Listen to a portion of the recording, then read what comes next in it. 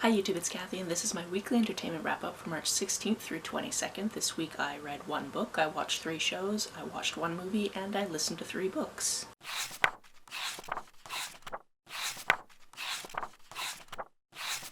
First this week we have A Country for Dying. I picked this up because it's a translated book and it has queer characters in it, and other than that I can't really say too much about it. This had a very, very loose plot, and there were certain points where characters were dead naming characters, which was not my favorite thing in the world. It's essentially about one character where we see her upbringing and how her dad was sick, and there was some drama to do with that, and then we fast forward and she's now living in Paris and selling her body for money, and she's been very successful at it, but she's getting up in age. And weirdly interspersed with very little plot are these little vignettes of like stories of other people, or possibly mythology. We're not entirely certain. What I can say is at least it's short because it did a whole lot of nothing with the page time it was given. Also, there's definitely trigger warnings for things like body dysmorphia and that type of thing, because we do get the perspective of a trans woman and she's going through some stuff. And basically I got to the end of this and I was like, I don't know what this was trying to say. And that could have been a me problem, but I don't think it was. On to the shows I watched this week. I started in the 3rd season of Shetland, and I am currently in the 7th season of Shetland, so you can probably guess that I'm very much enjoying it. If you didn't hear me talk about it last week when I actually started the show, this is a show that takes place on, you might have guessed, Shetland, which is a series of islands that are at about a 12-hour ferry ride from northern Scotland. And essentially it's shot very, very beautifully because it's such a beautiful area of the world that I've wanted to go to since I found out it existed, which to be clear was before this show. But we're primarily following this one police officer and his team as they solve different crimes as they come up on the Isles. Not only that, there's certain elements of their lives that are carried on through the different episodes, and what's really enjoyable but also stressful is every time there's a series break, so the end of a season, there's a time jump of some persuasion. You never know exactly how long that time jump is until you're hearing the characters be like, oh yeah, sorry about this person passing away, and you're like, oh no, I didn't, that sucks. And then you see this other character like, how did the situation that you were in at the end of the last series work out? And you have to kind of just watch until you're like, oh, that happened. Oh, we're this far ahead. Okay. Particularly the 6th series is incredibly gutting. Although I want to say that the 4th series was also, maybe it was the 3rd or the 4th, I can't remember now, but yeah, there's definitely some reveals about characters in the lives of this team, and it's just really, really good, and I'm gonna be really sad when I finish it, and I'll probably just keep rewatching it while cross-stitching, honestly, because it's so compelling. This week we also watched the 5th season of What We Do in the Shadows, which continues just to be really, really fun. I love all of these side quests that these characters go on and these different things that they're looking for in their afterlives and just the different circumstances they put themselves into. And then this series in particular was very Guillermo-centered, which I love because I absolutely adore that character, and it was very interesting to see what went on with that. Also, we get a lot more Doug Jones in this season, which is great because I adore him. Basically, fantastic characters, fantastic situations, really, really funny. I love this show. Although I didn't remember to mention it last week, we definitely also watched this last week, and that's the current episode of Jetlag the Game Shenzhen Showdown, which is available on Nebula. So I'm about a week ahead of the things that actually go up on YouTube, so like I never want to tell you guys, hey, this is what happens, because it hasn't happened on YouTube yet. But what I can tell you is I still really love the format of this show. I love their special guest for this season because I've seen him on other things, and it's just really fun to see them try to problem solve these different things and try to lock down these different countries. If you've never heard of Jetlag the Game, by the way, there's so many seasons you can access on YouTube. I'm just talking about the one that's currently being doled out weekly, but you can go back and watch other seasons, and it's just so fun. Every season's a little bit different. They'll tweak the rules a little bit. In this one, they're trying to claim as many countries in the Shenzhen area as possible in 6 days, which means if you go to a country and you're the first one there, you've claimed it, but then to lock it to make sure the other team can't steal it, you have to do a challenge. If you fail to do that challenge, or you just don't have time to do it right now, the other team can steal it from you, but if they fail the challenge, there's no way for them to try to lock it down at any point later, which means that it's safe for you. As a no spoilers type of fun thing to talk about, I will say that in this one there was quite a fun situation where one of the people lost a piece of property and through ridiculous means happened happened to get it back while they were doing this, which is just really cool. So yeah, if you like travel content with a big game focus, I definitely highly recommend Jetlag. It was only when I sat down to edit this video and listened to myself saying, you know, I read this many books and watched this many things and watched one movie that I was like, oh, I definitely didn't talk about the one movie. I just didn't reference my list closely enough. That's completely fine. The one movie we watched this week was The Italian Job, the one from 2003, so all of the very famous people in this look so little. And what's really fun about this is at the beginning it is doing a heist in Italy, actually in Venice, which is somewhere I've been, so I was like, oh yeah, I know exactly where that is. I've been there, blah blah blah blah. Always fun for me. But then after that, most of the movie is in the United States, which we just laughed at, but you can call this The Italian Job because it references back to the original heist when they're doing something else in America, so like, I guess it makes sense. It's really fun. It's full of people you've seen before. It has Seth Green in it, who I adore because he was in my favorite movie when I was a child, aka It. Although he does have some of the douchiest lines, but you know.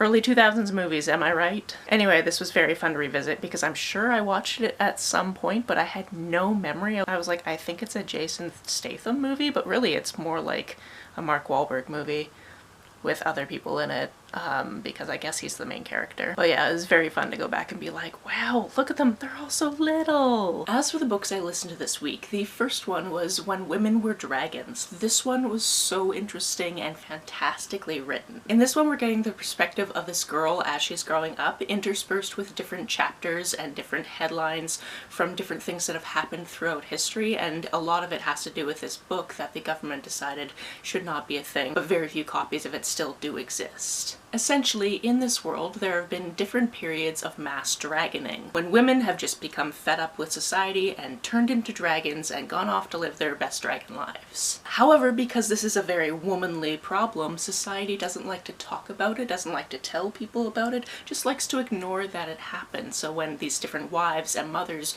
go missing, we just forget that they ever existed. This book was incredibly smart because it talks about these different problems that we definitely know exist in society, but people don't like to talk about, and the different reasons why somebody might dragon, and the consequences of those different situations. Additionally, reading this from the perspective of this character will make you so angry because she goes through so much that no kid should go through. Her dad is one of those, like, don't talk to me while I'm reading the paper dads, and her mom does all of the domestic work, and there's a period in this child's life when her mom leaves for a while and she doesn't know why, and she comes back and she's kind of frail, and nobody really tells her that, like, hey, your mom was sick. She's now in remission. And her mom actually has a mathematics degree, but nobody would hire her because, you know, she's a woman, so she's doing all these domestic things, and she's become obsessed with these different knotworks and the intricacy of knotworks and the science of knotworks for very specific reasons that she also won't tell her daughter because, you know, we don't talk about these things. This character also finds herself taking care of her little sister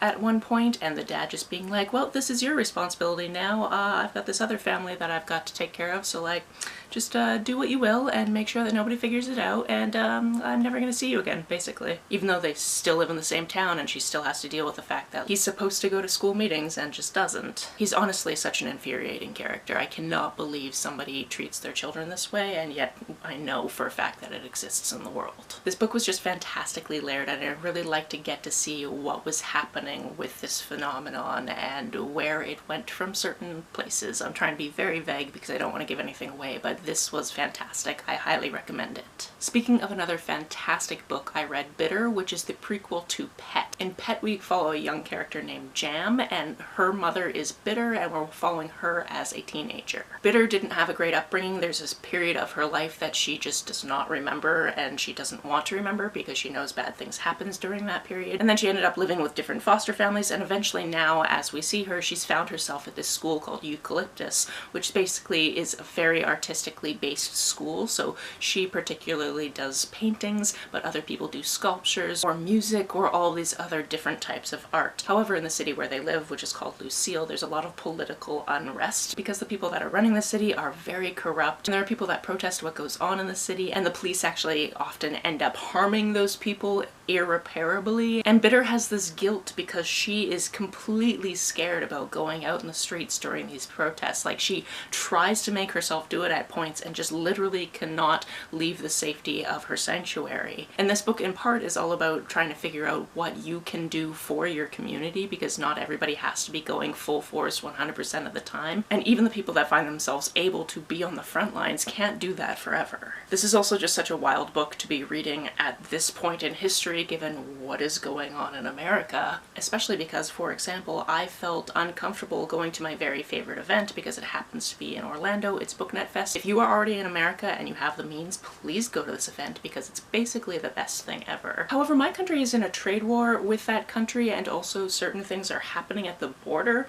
of that country that make me go, oh yeah, I would 100% be detained by ICE. And part of me thought, nah, that's silly. I would be fine. I've got a lot of privilege. There would be no reason for them to, you know, stop and detain me at the border. But now there's reports of people at the border actually checking your social media, and if you've said anything bad about 45, 47, then yeah, you get detained. There was a woman from my province who was recently detained by ICE for 12 days and moved around to different detention centers. So yeah, big pass on that. And I can only hope that the election that we are going to be facing here in Canada soon goes in a way where we don't end up the same as what's going on in America. To get back to Bitter, this book also talks about art as resistance, and I just really needed this book at this exact point in time, so I'm glad I read it. On a more lighthearted note, although sending children off on quests when they're 12 years old across an entire country shouldn't be like a lighthearted thing, the other book I listened to this week is The Lightning Thief, which is the first in the Percy Jackson and the Olympians book series. I picked this up for a couple of reasons. One, it's on my 40 before 40 TBR, and I need to continue to read those books if I'm going to get them all done before that deadline that's looming next year. And two, a few days ago my best friend was like, hey, can you keep me accountable? I really want to read all of the 20 some odd books in the Percy Jackson series and like the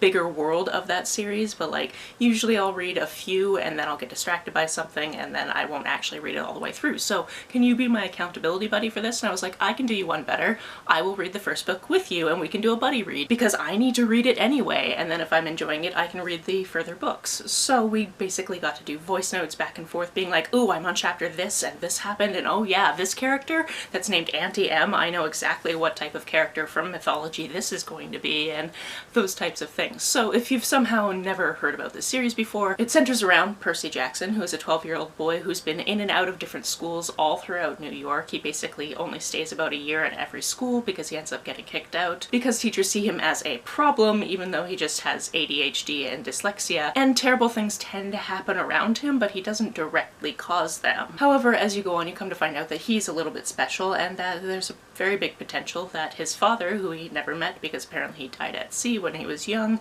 might be one of the 12 Olympians. Due to reasons, he ends up going to this summer camp for children who are in the very same position, and he ends up having to go on this very big quest because the Oracle said so. I would just like to talk about the scope of this book because he ends school at the end of May, and the big bad thing that's going to happen is going to happen on the 21st of June. Like, he has to get this thing done by then, but he doesn't even know what he's doing until like 10 days before that. He has no idea, and he's somehow got to get from one side of the country to the other side of the country, and there seems to be traps around every corner along the way. And it's just so weird to me that these gods and or grown-ups in this character's life won't just like fix things themselves. Like, it's so weird to me that we're sending literal children to do stuff like this, but also it's a middle grade book. It makes sense, I guess. My best friend asked me a very important question at the end of our voice notes, which is, do you want to continue the series? And I was like, yes, but not at the same pace as you. So I am going to continue it as time goes on, but I have so many other things to read for so many other projects. However, I can knock these books out in a day or two because they're middle grade and they're very fast paced, and especially if I'm listening as an audiobook,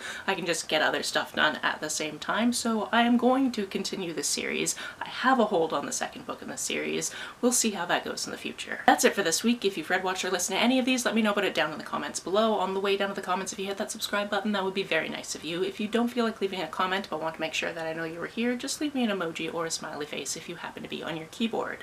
Some people have asked if there's a way to financially support this channel, so I set up a Ko-fi account, which is a digital tipping service. The link for that, as always, is down below. You can like and share this as you see fit, and I will see you very soon. Bye!